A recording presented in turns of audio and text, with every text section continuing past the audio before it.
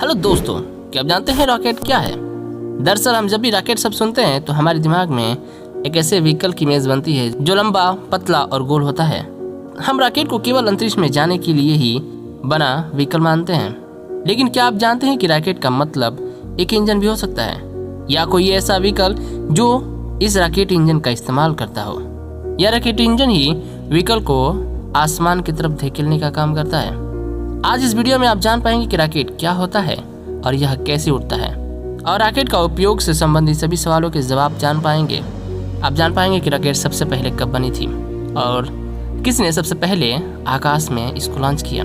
चलिए इन सभी सवालों के जवाब पाने के लिए इस वीडियो को पूरी अंत तक देखते हैं। तो आप इन सभी सवालों के जवाब पाना चाहते हैं तो प्लीज़ इस वीडियो को अंत तक देखिए। हेलो दोस्तों, मैं हूं अशफाक और आप देख रहे हैं एस्ट्रोलॉजी फैक्ट।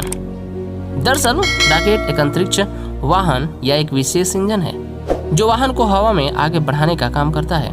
रॉकेट या रॉकेट इंजन किसी वस्तु को आसमान की तरफ धकेलने के लिए थ्रस्ट या जोर पैदा करती है, चाहे वो अंतरिक्ष यान हो जो कि पृथ्वी की परिक्रमा करेगा या फिर कोई बोतल रॉकेट जो धमाके के लिए ऊपर जा फटने वाला हो। इन सभी के लिए पावर का काम करती है थ्रस्ट, जो इनको आसमान की तरफ धकेलता है। रॉकेट कैसे काम करता है?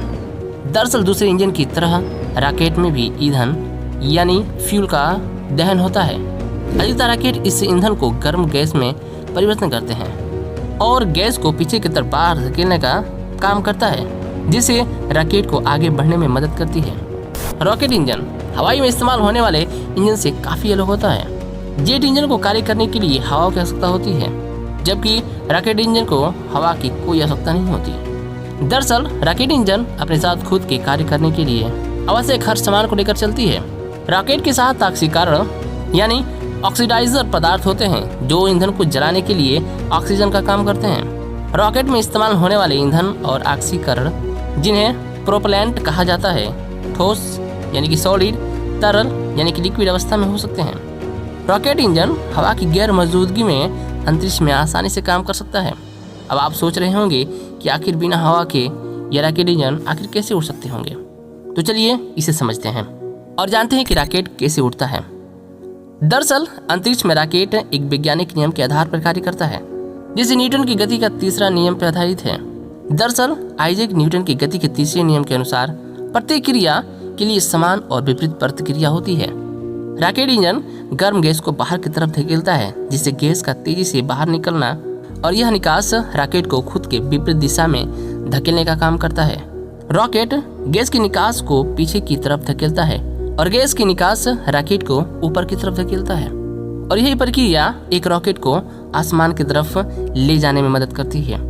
इसे हम एक उदाहरण से समझते हैं कि मान लीजिए एक व्यक्ति स्केटबोर्ड पर खड़ा है और वह गेंद को फेंकता है। गेंद आगे की तरफ बढ़ेगी, स्केटबोर्ड पर खड़ा व्यक्ति भी हिलेगा। वह व्यक्ति पीछे की तरफ बढ़ेगा क्योंकि व्यक्ति का भार फेंकी गई गेंद के भार से अधिक है। अब बात करते हैं कि रॉकेट लॉन्चिंग के कितने चरण होते हैं। दरअसल अंतरिक्ष के लिए बने बड़े रॉकेट कम से कम 2 चरणों में कार्य करते हैं। प्रत्येक चरण के लिए अलग अलग इंजन लगे होते हैं, जिसकी संख्या भी भिन्न हो सकती है। जैसे स्पेसएक्स के फैल्कन 9 रॉकेट के पहले चरण में 9 इंजन शामिल थे, जबकि नॉर्थरोप ग्रोमेन के एंट्रेस रॉकेट में 2 इंजन शामिल हैं। रॉकेट का पहला चरण रॉकेट को निचले वातावरण से बाहर निकालने का काम करता है। इसके लिए कई बार साइड बूस्टर का भी इस्तेमाल की जाती है। ऐसा इसलिए क्योंकि पहले चरण में पूरे रॉकेट को इसके पेलोड यानी कि लादा हुआ माल और प्रयुक्त ईंधन को उठाना होता है, जो सबसे बड़ा और शक्तिशाली भाग होता है। रॉकेट जितनी तेज रफ्तार से आगे बढ़ेगा, उतना ही अधिक हवा का प्रतिरोध से उसका सामना होता है। लेकिन जैसे जैसे रॉकेट ऊंचाई की तरफ बढ़ता है, वातावरण उतना ही पतला होता चला जाता है। इसलिए इन दोनों तथ्यों के आधार पर लॉन्च के दौरान रॉकेट पर स्ट्रेस बढ़ेगा और कम हो जाएगा। सबसे अधिक स्ट्रेस जिस दबाव में होता है उसे मैक्स क्यू, जिसे मैक्सिमम डायनामिक प्रेशर कहा जाता है। स्पेसएक्स, फाल्कन 9 और United launch aliens Atlas V के लिए मैक्स क्यू लिफ्ट ऑफ 80 से 90 सेकेंड बाद 7 से 9 मील की ऊंचाई के बीच उत्पन्न होती है। जब पहला चरण अपने काम को पूरा कर लेता है, तब रॉकेट पहले चरण वाले हिस्से को गिरा देता है और दूसरे चरण को इग्नाइट करता है। इस चरण में लोड काफ़ी कम होता है और निचले वातावरण के मुकाबले संघर्ष भी काफ़ी कम होता है। इसलिए इस बिंदु पर रॉकेट अपनी नोक पर लगी पॉइंटर केप को खुद से अलग कर देता है, जो पहले चरण के दौरान रॉकेट के पेलोड की रक्षा करता है। अब ये सवाल आती है कि आखिर रॉकेट से अलग होने वाले पार्ट्स कहाँ गिरते हैं। जो पार्ट्स उससे लगे होते हैं आखिर ये कहाँ कहाँ गिरते हैं, तो चलिए इन सभी को जानते हैं। दरअसल बात यह है कि ऐतिहासिक समय में रॉकेट के अलग अलग होने वाले हिस्से को धरती की तरफ वापस गिरने के लिए छोड़ दिया जाता था और वे वातावरण में जलकर नष्ट हो जाते थे। लेकिन 1980 के दशक की शुरुआत में नासा के अंतरिक्षयान इंजीनियरों ने रॉकेट के ऐसे पार्ट्स बनाए जिन्हें पुनः प्राप्त कर पुनः उपयोग किया जा सकता था। स्पेसएक्स और ब्लू ओरिजिन जैसे प्राइवेट कंपनियां ऐसे रॉकेट तैयार किए हैं जो पहले चरण के बाद धरती की तरफ वापस आ जाते हैं और खुद को सही सलामत जमीन पर उतार सकते हैं, जिससे रॉकेट के पार्ट का पुनः उपयोग किया जा सके। इस तरह से पुराने सामानों का इस्तेमाल कर रॉकेट लॉन्च करना उतना ही सस्ता हो जाता है। अब बात करते हैं कि रॉकेट कितने प्रकार के होते हैं। दरअसल रॉकेट इंजन में इस्तेमाल होने वाले ईंधन के आधार पर रॉकेट को मुख्यतः दो भागों में बांटा जा सकता है। पहला तरल ईंधन रॉकेट, लिक्विड फ्यूल रॉकेट, और दूसरा ठोस ईंधन रॉकेट यानी कि solid liquid rocket. Liquid fuel rocket तरल ईंधन रॉकेट आधुनिक रॉकेट के इंजनों में तरल ईंधन का इस्तेमाल की जाती है, जैसे स्पेस शटल ऑर्बिटर्स का मुख्य इंजन और रशियन सोयूज रॉकेट। इनमें लिक्विड प्रोपेलेंट यानी कि तरल प्ररोधक का इस्तेमाल किया जाता है। नंबर 2 ठोस ईंधन रॉकेट। अंतरिक्षयान की साइटों में दो सफेद रंग के सॉलिड बूस्टर लगे होते हैं। इनमें सॉलिड प्रोपेलेंट यानी कि ठोस प्ररोधक का इस्तेमाल किया जाता है। आतिशबाजी के लिए रॉकेट और मॉडल रॉकेट में भी ठोस ईंधन का इस्तेमाल की जाती है। इसके अतिरिक्त अन्य इस्तेमाल होने वाले ईंधन कुछ इस तरह हैं, जैसे आयरन रॉकेट। दरअसल आयरन इंजन में प्रोपेलेंट के तौर पर आयोनाइज्ड गैस का इस्तेमाल की जाती है। गैस आयोनाइज्ड होने की वजह से इलेक्ट्रिक फील्ड द्वारा प्रभावित हो सकता है, इसलिए इलेक्ट्रिक फील्ड को उच्च वोल्टेज के साथ उत्पन्न की जाती है, जो आयंस को इंजन से बाहर की तरफ उच्च वेग यानी कि हाई वेलोसिटी के साथ धकेलता है और थ्रस्ट पैदा करता है। दरअसल आयन इंजन बहुत ही कम गैस को अत्यधिक हाई स्पीड के साथ छोड़ता है, इसलिए आयन इंजन में केमिकल इंजन की बजाय कम ईंधन खर्च होते हैं। नेक्स्ट है प्लाज्मा रॉकेट। दरअसल प्लाज्मा रॉकेट में प्रोपेलेंट के तौर पर प्लाज्मा का इस्तेमाल की जाती है, जो पॉजिटिव आयन और इलेक्ट्रॉन्स का एक इलेक्ट्रिकली न्यूट्रल मिक्स होता है। प्लाज्मा को एक्सेलरेट यानी कि त्वरित करने के लिए इलेक्ट्रिक फील्ड और उच्च दिशा में निर्देशित करने के लिए मैग्नेटिक फील्ड का इस्तेमाल की जाती है, जिससे प्लाज्मा ईंधन से बाहर निकलता है और रॉकेट के लिए थ्रस्ट पैदा करती है। इन सभी के बाद सबसे महत्वपूर्ण बात आती है कि आखिर रॉकेट को कहाँ से लॉन्च की जाती है। दरअसल दुनिया भर में बहुत सारे लॉन्चिंग साइट्स मौजूद हैं, जिसकी अलग अलग खूबियाँ और खामियाँ हैं। सामान्य तौर पर एक लॉन्च साइट जितना भूमध्य रेखा यानी कि इक्वेटर के करीब होगा वो उतना ही कुशल और सेफ होगा। ऐसा इसलिए क्योंकि भूमध्य रेखा पृथ्वी के ध्रुव की बजाय अधिक तेजी से गति करती है।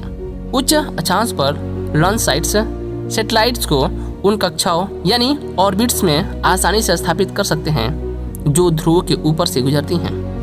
इन सभी के बाद एक और महत्वपूर्ण सवाल आती है कि आखिर रॉकेट का इस्तेमाल आखिर क्यों करते हैं, इसका उपयोग क्यों की जाती है। दरअसल रॉकेट का उपयोग कुछ नीन कारणों की वजह से करते हैं और कुछ वजहों से करते हैं। तो चलिए इन सभी को जानते हैं कि आखिर रॉकेट का इस्तेमाल क्यों की जाती है। नंबर 1 अंतरिक्ष उड़ान के लिए। दरअसल रॉकेट की एग्जॉस्ट वेलोसिटी बहुत अधिक होने की वजह से इसका इस्तेमाल वहाँ किया जाता है जहाँ अधिक स्पीड की आवश्यकता होती है, जैसे कक्षीय गति यानी कि ऑर्बिटल स्पीड प्राप्त करने के लिए, जो कि लगभग 28,000 किलोमीटर प्रति घंटा होती है। अंतरिक्षयान या कृत्रिम सैटेलाइट्स को कक्षा यानी कि ऑर्बिट में या इससे पार स्थापित करने का रॉकेट ही एकमात्र जरिया है। इसका इस्तेमाल तब भी किया जाता है जब कक्षा बदलने के लिए या फिर पृथ्वी पर वापस उतरने के लिए अंतरिक्षयान को तुरंत त्वरित यानी कि एक्सेलरेट करना होता है। पैराशूट की हार्ड लैंडिंग को जमीन छूने से पहले सॉफ्ट लैंडिंग में बदलने के लिए भी रॉकेट का इस्तेमाल की जाती है। नंबर 2 विज्ञान और अनुसंधान के लिए। जब वैज्ञानिक वायुमंडल से संबंधित कोई रिसर्च करता है तो केवल रॉकेट का ही इस्तेमाल कर सकता है। आमतौर पर पृथ्वी की सतह से 50 से 1500 किलोमीटर के बीच की रीडिंग के लिए उपकरणों को ले जाने का काम साउंडिंग रॉकेट करती है। ये रॉकेट उन वैज्ञानिक उपयोगों को पूरा करने के लिए सक्षम है जिन्हें अंतरिक्ष में अधिक समय तक रुकने की आवश्यकता नहीं होती। नंबर 3, सैन्य कार्यों के लिए। कुछ सैन्य हथियारों को उनके लक्ष्य पर पहुंचने के लिए रॉकेट्स का इस्तेमाल किया जाता है। जब हथियार में गाइडेंस सिस्टम का इस्तेमाल की जाती है और रॉकेट पर पेलोड होता है तो उसे मिसाइल कही जाती है, और यदि यह अनगाइडेड होता है तो इसे रॉकेट कही जाती है। एंटी टैंक और एंटी एयरक्राफ्ट मिसाइलों में तेज स्पीड के साथ कई मीलों तक निशाना साधने के लिए रॉकेट इंजन का इस्तेमाल की जाती है। नेक्स्ट है खेल और मनोरंजन के लिए। जी हाँ, कुछ ऐसे रॉकेट्स जिन्हें लकड़ी और प्लास्टिक या किसी अन्य हल्के मटेरियल से तैयार किया जाता है उन्हें मॉडल रॉकेट कही जाती है। इसका इस्तेमाल खेल और मनोरंजन के उद्देश्य से किया जाता है। मॉडल रॉकेट आकार में छोटे होते हैं और ये बहुत ही कम ऊंचाई जैसे 100 से 500 मीटर तक ही उड़ान भरने में सक्षम होते हैं। इनका इस्तेमाल छात्रों को एयरोस्पेस इंजीनियरिंग से संबंधित शिक्षा देने के लिए की जाती है। अब बात करते हैं कि रॉकेट का आविष्कार आखिर कब हुआ था। सबसे पहली बात कि रॉकेट का इस्तेमाल सन 1200 में चीन में किया गया था। ये ठोस यानी कि सॉलिड रॉकेट थे जिनका इस्तेमाल आतिशबाजी के लिए की गई थी। सेना ने भी युद्ध में इसका इस्तेमाल किया था। अगले 700 वर्षों में लोगों ने बड़े और बेहतरीन रॉकेट बनाए। इनका इस्तेमाल भी युद्ध के दौरान हथियारों के रूप में की गई। सन 1969 में अमेरिका ने सैटर्न भी रॉकेट का इस्तेमाल करते हुए पहली बार इंसान को चांद पे उतारा था।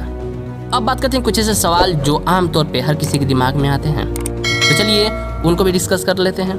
नंबर 1, कि आखिर मिसाइल और रॉकेट में क्या अंतर होते हैं। दरअसल मिसाइल के अंदर एक गाइडेड सिस्टम का इस्तेमाल होती है जो लॉन्च के बाद मिसाइल के मार्ग और लक्ष्य को बदल सकता है, जबकि रॉकेट को ईंधन की उपलब्धता और रॉकेट लॉन्च के ऊंचाई के आधार पर निर्देशित की जाती है। नंबर 2, भारत ने पहला रॉकेट कब लॉन्च किया था। तो भारत ने पहला रॉकेट 21 नवंबर 1969 को लॉन्च की थी। यह अमेरिका से लिया गया एक नोइक अपाची रॉकेट थी। नंबर 3 सवाल आती है कि भारत का पहला रॉकेट कौन सा था। तो भारत में बना पहला रॉकेट रोहिणी 75 थी जिसे 20 नवंबर 1967 को लॉन्च की गई थी। क्वेश्चन नंबर 4 कि आखिर रॉकेट की स्पीड कितनी होती है। तो आमतौर पर रॉकेट की स्पीड को मीटर प्रति सेकेंड या फिर किलोमीटर प्रति सेकेंड के हिसाब से मापा जाता है। दरअसल रॉकेट को अंतरिक्ष में जाने के लिए धरती से बहुत तेज गति से छोड़ना होता है। जैसे पृथ्वी की निचली कक्षा यानी कि लो अर्थ ऑर्बिटर में जाने के लिए 7.5 किलोमीटर प्रति सेकेंड चाहिए, और पृथ्वी के गुरुत्वाकर्षण से बचने और पृथ्वी को छोड़कर किसी दूसरे ग्रह को जैसे चांद पर जाने के लिए कम से कम उसे 11.2 किलोमीटर प्रति सेकेंड की स्पीड से छोड़ना होगा। तो ये थी रॉकेट से संबंधित कुछ सवाल और उससे संबंधित कुछ जानकारियाँ। हमें उम्मीद है कि आपको जरूर पसंद आई होगी। इन सभी जानकारियों को इकट्ठा करने के लिए काफ़ी मेहनत लगी। तो आपसे सिर्फ एक चीज़ मांगता हूँ, अगर आपको पसंद आई तो प्लीज़ इसे लाइक के साथ साथ शेयर जरूर करें। अगर आप इस चैनल पहली बार आए हैं तो प्लीज़ सब्सक्राइब कर बेल आइकन को जरूर दबाएं ताकि मेरे आने वाले वीडियो की नोटिफिकेशन सबसे पहले आपको पहुँचे। और आप जाते जाते एक काम और कर सकते हैं कि आपको नेक्स्ट वीडियो किस टॉपिक पर चाहिए हमें कमेंट बॉक्स में जरूर बताएं ताकि नेक्स्ट वीडियो आपको उस टॉपिक पर मिले। तो चलिए मिलते हैं नए वीडियो में, तब तक के लिए खुश रहिए, प्यार बांटिए। नमस्ते, आदाब।